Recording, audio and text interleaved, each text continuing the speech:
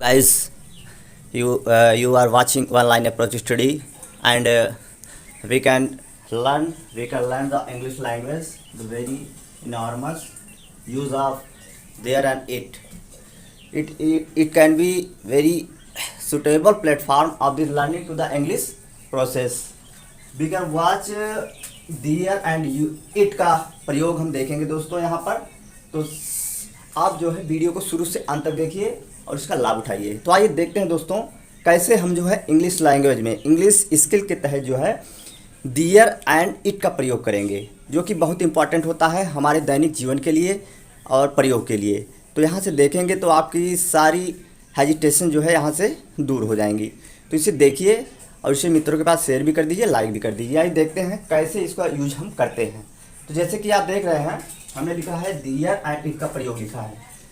तो दियर का प्रयोग कहाँ किया जाता है दोस्तों? दियर का प्रयोग वहाँ किया जाता है जहाँ पे हमें सब्जेक्ट का पता नहीं होता है, मतलब वस्तु का होना या ना होना ये पता होता है। ऐसे सेंटेंस में जो है हम दियर का प्रयोग करते हैं। और वहाँ क्रिया क्या होती है दोस्तों? अपूर्ण होती है, इनकम्प्लीट होती है। क्रिया जो होती है, वर्ब जो होती है, इनकम्प्लीट होती है। और दियर का कोई अर्थ नहीं होता है। दियर का प्रयोग सिर्फ इंट्रोडक्टरी एडवर्ब के रूप में प्रयोग किया जाता है, मतलब प्रस्तावना क्रिया विशेषण के रूप में इसका प्रयोग किया जाता है। और यह सब्जेक्ट जो इसमें होता है दोस्तों, सब्जेक्ट हमें तो पता नहीं होता है, लेकिन सब्जेक्ट होता भी है तो उसका प्रयोग हम कॉम्प्लीमेंट पूरक के रूप में प्रयोग करते हैं। तो इसे हम देखेंगे, यहाँ से सारी जो परेशानियां हैं दूर हो जाएंगी। तो आइए देखते हैं। जैसे कि सेंटेंस हमें लिखा है एक कहावत है, तो इसमें आप सब्जेक्ट को ढूंढेंगे, सब्जेक्ट नहीं मिलेगा। एक कहावत है, तो यहाँ पर हमें पता चल रहा है वस्तु का होना या ना होना, ये भी पता चल रहा है। तो एक कहावत है, तो यहाँ ऐसे सेंटेंस में हम दियर का प्रयोग करते हैं। और प्रेजेंट टेंस में हम हमेशा किसका प्रयोग करते हैं? जैसे कि प्रेजेंट टेंस में जो है, प्रेजेंट टेंस में इज, एम, आर का यूज करेंगे। और पास्ट जब होगा दोस्तों, पास्ट में हम किसका प्रयोग करेंगे? वाज और वेयर का प्रयोग करेंगे। तो इसमें जैसे कि एक कहावत है, ये सिंपल प्रेजेंट है, तो दियर, यहाँ पर दियर से हम प्रयोग करेंगे। दियर इज ए प्रोवर्ब, ये हमारा हो जाएगा करेक्ट ये जो ट्रांसलेशन इसका हो जाएगा। दियर इज ए प्रोवर्ब, एक कहावत है। तो यहाँ पर देखिए दोस्तों, जो दियर का यूज हमने किया है, ये मतलब बस के होने ना होने का यहाँ पर सुटेबल है। उसके बाद हमने देखिए दोस्तों, ये प्रोवर्ब जो लिखा हुआ है, ये कॉम्प्लीमेंट की तरह यहाँ पर प्रयुक्त हुआ है, कॉम्प्लीमेंट की तरह। इस हमारा क्या है दोस्तों? एक हेल्पिंग वर्ब है। और टेंस हमारा कौन है? सिंपल प्रेजेंट है। अगला देखते हैं हम। इस कक्षा में 40 विद्यार्थी हैं, तो इसका ट्रांसलेशन हम कैसे करेंगे? इस कक्षा में 40 विद्यार्थी हैं, तो यहाँ पर हमें सब्जेक्ट डाउट है, डाउटफुल है, सब्जेक्ट होना ना होना दोनों डाउट है। तो इसका ट्रांसलेशन हम करेंगे दियर से करेंगे। जैसे लिखेंगे दियर, प्रेजेंट सिंपल प्रेजेंट है, दियर इज 40 स्टूडेंट्स इस कक्षा में, इन दिस क्लास। यहाँ पर देखिए दोस्तों, दियर का प्रयोग हम किए हैं। दियर का प्रयोग इसलिए किए हैं क्योंकि यहाँ सब्जेक्ट हमें पता नहीं चल रहा है, इसलिए हमने दियर का प्रयोग किया है। दियर के बाद यहाँ पर हमने जो है हेल्पिंग वर्ब बीज लगा दिया है। 40 स्टूडेंट्स इन दिस क्लास, इस कक्षा में। तो ये हमें जो है, जो स्टूडेंट्स का प्रयोग हुआ है, ये सब्जेक्ट है, लेकिन ये हम किसके रूप में प्रयोग किए हैं? कॉम्प्लीमेंट के रूप में यूज किया है यहाँ पर। अब सांप बगीचे में था, यहाँ पर डाउट है सांप बगीचे में था भी या नहीं था। तो यहाँ पर ऐसे सेंटेंस में हम किसका प्रयोग करेंगे? दियर का प्रयोग करेंगे। तो यहाँ पर देखो टेंस कौन सा है दोस्तों? पास्ट टेंस है, तो यहाँ पर हम प्रयोग करेंगे there was snake in the garden. There was snake in the garden, बगीचे में सांप था। There was snake in the garden, jug में पानी नहीं था। यहाँ पर देखिए दोस्तों, यहाँ पर निगेटिव वर्ड के लिए हम किसका प्रयोग करते हैं? नो और नाट का। तो सुटेबल अर्थ के रूप में हम इनका प्रयोग कर सकते हैं। तो जग में पानी नहीं था, तो यहाँ पर हम लिखेंगे there was no water in jug. यहाँ पर देखिए हमने दियर का प्रयोग किया है, क्योंकि सब्जेक्ट जो है हमें पता है नहीं पता डाउट है, तो दियर का प्रयोग किया है। There was no water in the jug. अगला देखिए, क्या शहर में कुआं नहीं था। अगर क्या से ये प्रयोग हो रहा है, तो क्या शहर में कुआं नहीं था, तो यहाँ पर कौन सा टेंस है दोस्तों, पास्ट है। पास्ट में हेल्पिंग वर्ब क्या लगता है, वाज लगता है। तो अगर क्या से शुरू हो रहा है तो ये हमारा क्वेश्चन पुटिंग क्वेश्चन है। अगर क्या पहले आता है तो यहाँ पर हम क्या करते हैं, हेल्पिंग वर्ब सबसे पहले लिखते हैं। तो यहाँ पर हम लिखेंगे was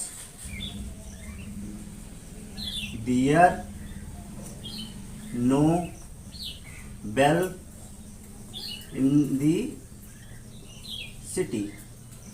was there no well in the city. क्या शहर में कुआं नहीं था। Was there no well in the city. मेज पर 2 बिल्लियां थी। मेज पर 2 बिल्लियां थी। यहाँ पे हमें डाउट है सब्जेक्ट का, बिल्लियां कहाँ थी, मेज पर थी, इसलिए हम देयर का प्रयोग करेंगे। There were 2 cats on the table.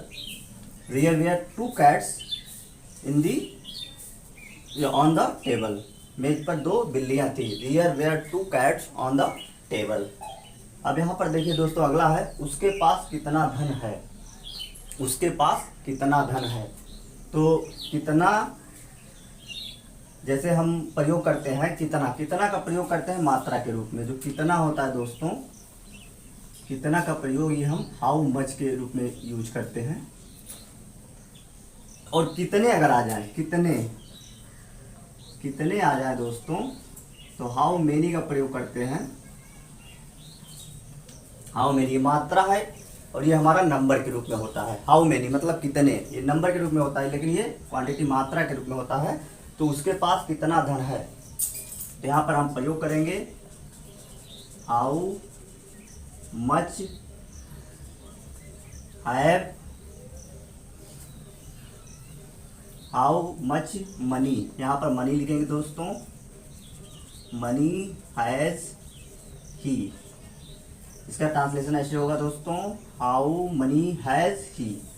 उसके पास कितना धन है। अगर एक सेंटेंस हम लिख दें दोस्तों, पेड़ पर कितनी चिड़ियां हैं। अगर हम लिख दें दोस्तों, पेड़ पर कितनी चिड़ियां हैं, पेड़ पर कितनी चिड़ियां हैं, तो यहाँ पर देखो कितना का प्रयोग हुआ है, लेकिन यहाँ कितनी का प्रयोग हो रहा है, लेकिन नंबर के रूप में हो रहा है दोस्तों। हमने अभी बताया था कि ये जो है हमारा क्वांटिटी मात्रा के रूप में हो रहा है, लेकिन यहाँ पर नंबर के रूप में होगा। यहाँ पर हाउ मेनी, यहाँ पर इसका ट्रांसलेशन हो जाएगा दोस्तों, how many birds, how many, एक मिनट दोस्तों, हाँ देखिए दोस्तों, यहाँ पर प्रयोग हुआ हाउ मेनी बर्ड्स आर। यहाँ पर चिड़िया है, बहुत सारी चिड़िया हैं, तो यहाँ पर आर का प्रयोग हुआ, how many birds are there on the tree. पेड़ पर कितनी चिड़िया हैं, तो यहाँ पर हो जाएगा how many birds are there on the tree. तो इस तरीके से हम कितना कितनी का प्रयोग कर सकते हैं दोस्तों। अब देखेंगे दोस्तों, अगला देखते हैं, जैसे कि है इस जंगल में एक शेर रहता था। तो यहाँ पर देखिए दोस्तों, हमें डाउट है कि जंगल में शेर था या नहीं था, दोनों का प्रयोग डाउट है, तो इसलिए हमें जो है इसका यहाँ पर दियर का प्रयोग करेंगे। दियर रहता था, there lived a lion, there lived a lion in, इस जंगल में, in this forest, there lived a lion in this forest. तो इस प्रकार से यहाँ पर हम देख लिए दोस्तों, यहाँ वाज वेयर का प्रयोग नहीं किए हैं। कभी कभी ऐसा होता है यहाँ पर सेकंड फॉर्म का यूज भी पास्ट टेंस में हो जाता है। अब देखिए दोस्तों, इट का प्रयोग करेंगे तो इट का प्रयोग हमें समय या मौसम संबंधी जानकारियों के लिए जो है, या निर्जीव वस्तुओं के लिए, वहाँ पर हम किसका प्रयोग करते हैं? ईट का प्रयोग करते हैं। ईट का प्रयोग कहाँ करेंगे दोस्तों?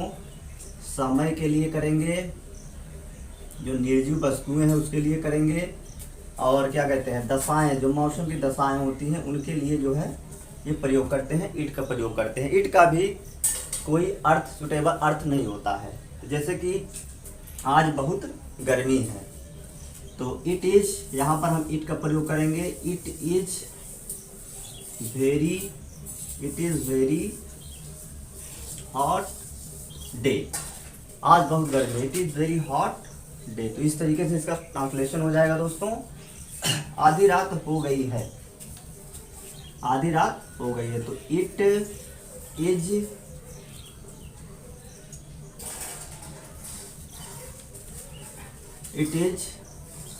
यहाँ देखिए दोस्तों,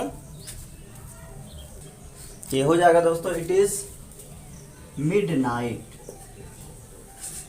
इट इज मिडनाइट, आधी रात हो गई है। यहाँ पर देखिए दोस्तों, मौसम बहुत खराब है, तो इसका प्रयोग हो जाएगा, मौसम हमने दशाएं के लिए प्रयोग किया था। It is very bad weather. It is very bad weather, मौसम बहुत खराब है, आज बादल छाए हुए हैं। यहाँ पर आज बादल छाए हुए हैं, तो इसका प्रयोग होगा it is cloudy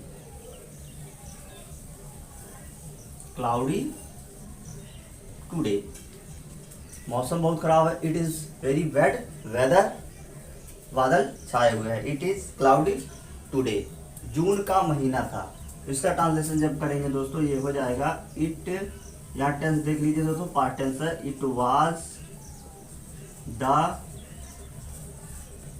month of June, गर्मी बहुत थी।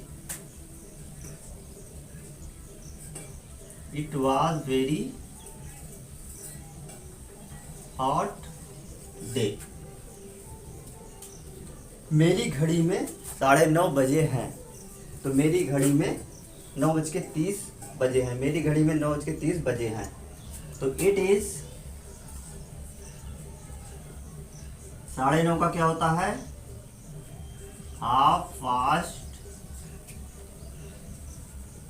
9:30 in my watch. It is 9:30 in my watch, मेरी घड़ी में 9:30 बजे हैं।